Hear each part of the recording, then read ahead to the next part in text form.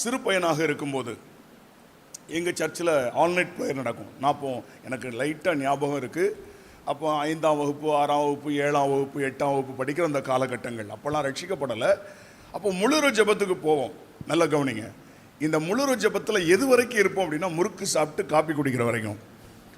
அந்த முறுக்கு சாப்பிட்டு காப்பி குடிக்கிற வரைக்கும் அந்த ஜெபத்தில் அப்படி உட்காந்துக்கிட்டே இருப்போம். மல்லு கட்டி எப்படியாவது 12:30 மணி வரைக்கும் என்ன செஞ்சிடணும், மல்லு கட்டிடணும். தூக்கம் வரும், ஆனாலும் 12:30 மணி வரைக்கும் போராடி உட்கார்ந்து 12:30 மணிக்கு இடைவேளைன்னு ஒன்று, அப்பாடா நேராக போய் நல்ல காப்பி முறுக்கெல்லாம் சாப்பிட்டுட்டு அதுக்கு பிறகு காணாமல் போயிடுவோம். அதுக்கு பிறகு பார்த்தீங்கன்னா நாங்கள் மட்டும் இல்லை, ஒரு குரூப்பே காணாமல் போயிடும். அது வரைக்கும் 100 பேர் ஜோம்னிட்டு இருந்தால் முறுக்கு காப்பி குடித்த பிறகு 25 பேர் தான் இருப்பாங்க. அதுக்கு பிறகும் ஜெபம் நடக்கும். 2 மணி வரைக்கும் 3 மணி வரைக்கும் நடக்கும். நான் சின்ன பையனாக இருக்கும்போது அப்போல்லாம் யோசிப்பேன், என்னடா இது 12:30 மணிக்கு நம்ம போயிட்டோன்னா அதுக்கு பிறகு இவங்க ஜெபிச்சுட்டே இருக்கிறாங்களே, தூக்கம் வராதா இவங்களுக்கு, அப்படிலாம் நான் யோசித்த நாட்கள் உண்டு. ஆனால் அந்த ஜெபங்கள் தான் இன்னைக்கு நம்ம எழுப்பி இருக்குது.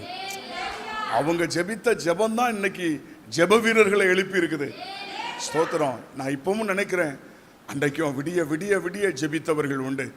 100 பேரில் 75 பேர் போயிட்டா உடனே சோர்ந்து போகலையே, அவங்க 25 பேர் தான் இருப்பாங்க. அதுலேயும் ஒரு 10-15 பேர் பாட்டி தாத்தா, சில ஆட்கள்லாம் என்ன கண்டிஷனில் இருக்காங்கன்னு அவங்களுக்கே தெரியாது, அப்படி இருப்பாங்க. ஆனாலும் அந்த ஜெபம் நடத்துகிறவங்க, ஐயோ இப்போ நினச்சா கூட அவர்களுக்காக ஆண்டவரை நான் துதிக்கிறேன். அப்படி அநேகர் ராத்திரி பகலாக ஜெபித்ததுனால இன்றைக்கு ஒரு பெரிய அசைவை ஜெபிக்கிறவங்களை கர்த்தர் எழுப்பி இருக்கிறார். Praise God. Hallelujah.